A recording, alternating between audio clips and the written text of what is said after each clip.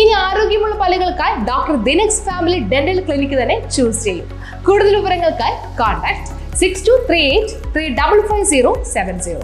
വഖഫ് നിയമ ഭേദഗതി. ബെന്നി ബെഹനാൻ എംപിയുടെ ഓഫീസിലേക്ക് ബിജെപി എറണാകുളം നോർത്ത് ജില്ലാ കമ്മിറ്റിയുടെ നേതൃത്വത്തിൽ പ്രതിഷേധ മാർച്ച് നടത്തി.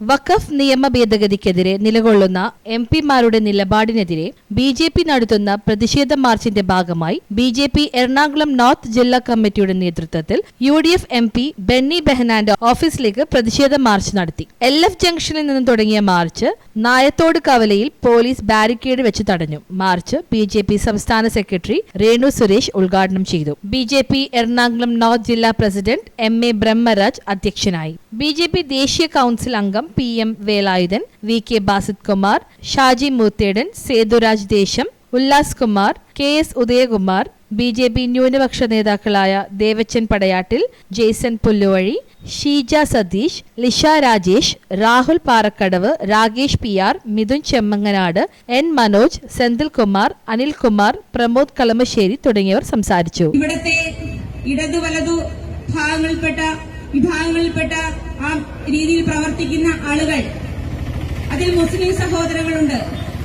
ഇവിടുത്തെ ന്യൂനപക്ഷ വിഭാഗങ്ങളോട് പ്രതിപക്ഷത്തിരിക്കുന്ന ആളുകൾക്ക് സ്നേഹമുണ്ടെങ്കിൽ അദ്ദേഹം ആ വാക്ക് എടുത്തു പറഞ്ഞു പാർലമെന്റില്. നിങ്ങൾ ഈ ബില്ലിനെ അനുകൂലിക്കണമെന്നാണ് അദ്ദേഹം പറഞ്ഞത്.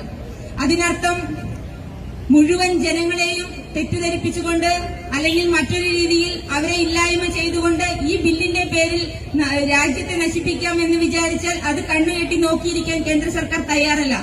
8 മണിക്കൂർ നീണ്ടു നിൽക്കുന്ന ചർച്ചയിൽ ഓരോ വിഷയങ്ങളും എടുത്തു പറഞ്ഞുകൊണ്ട് അത് ചർച്ച ചെയ്ത് അത് 8 മണിക്ക് വോട്ടെടുപ്പിന് വരുമ്പോ എതിർക്കുമെന്നാണ് ഇവിടുത്തെ ഇന്ത്യ മുന്നണി പറയുന്നത്. ഇവരെതിർക്കുന്നതിന്റെ കാരണം എന്താണ്? ഇപ്പോ എല്ലാ രീതിയിലും സോഷ്യൽ മീഡിയയും മാധ്യമപ്രവർത്തകരും എല്ലാവരും ഉണ്ട്. നിങ്ങൾക്ക് എല്ലാവർക്കും അറിയാം ഈ ബില്ല് നടപ്പിലാക്കും.